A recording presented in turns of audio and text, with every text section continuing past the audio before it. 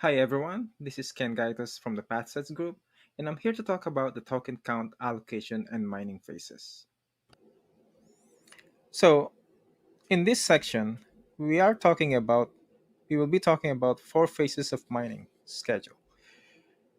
So, we discussed already that the categories where the 2100 block will go through, right? There are four categories, it's just over here, which is the same as before. But what I need to talk about here are the phases and how much blocks are mined for every phase, right? So during the first phase, this is the initial first year of the company. The first year is the one that has the biggest or the largest block because we're talking about 2100 for 30 minutes. If you convert that to an hour, that's 4200 per hour. Now, if this the mining schedule follows the halving schedule, so it's cut in half just like Bitcoin, right? And the purpose of this is to minimize the supply that will be deployed. So we want to minimize the supply of ppm, and for the whole purpose of, again, the lower the supply, the higher the demand, the higher the market value. So in this case, we know that the we mentioned in the first slide that they having the it's cut in half in the first year, the second year, the fourth year, and the eighth year. Okay, so in this case, again, going back, the first year is 2100 with the every 30 minutes. On the second year, so that means this is second year to the third year. The second year to the third year, the block now is cut down into half, which is now 1050. But the block time is also reduced by 10 minutes, which is now 20 minutes. However, if you look at this, the per hour is now less. Now it's only 31,000, 3150 per hour. So that's a loss of almost 1,000 an hour. Okay.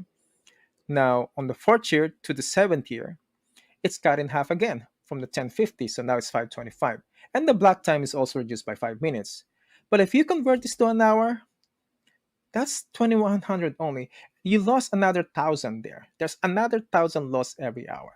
I mean, this is good for the company. This is really good because they're really depleting the supply. They're not really pushing the all the ppms, at the same time, at the same level. Okay, they're really minimizing those. Okay, it's it's bad because now the portion that's allocated is now reduced as well. So it's good because you're minimizing the supply. It's bad because now at the end of the year or the fourth year, it decreases too. So the portion that goes to Panda Pulse is now reduced. It's not a lot anymore. So before, the Panda Pulse are gaining 1050, that's times two, is 2100 every hour. But now we are talking about only what? How many per hour that you're going to get. So it's so much less than on the first year. So the people that join in the first year are actually benefiting because you are getting the higher portion of the block. So the rest, if you're joining late, then you're getting less, fewer tokens. So now on the eighth year to the seventh, it's now even reduced and it's cut down to 10 minutes, but it's reduced to that. And that's only 676 per hour, right? So now the supply is even lower. So the people are joining on the eighth year.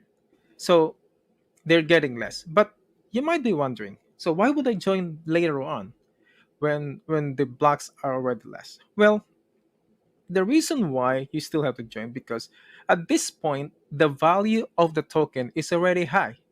So your rewards, your token might be less, but the value might be high already.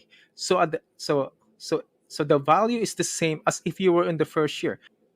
We'll do an example later. We'll do an example of how this works. So I'll do some numbers, and that way you guys can see that even though it's low, but if the market value is high, the dollar amount is quite similar. Even if you're getting less.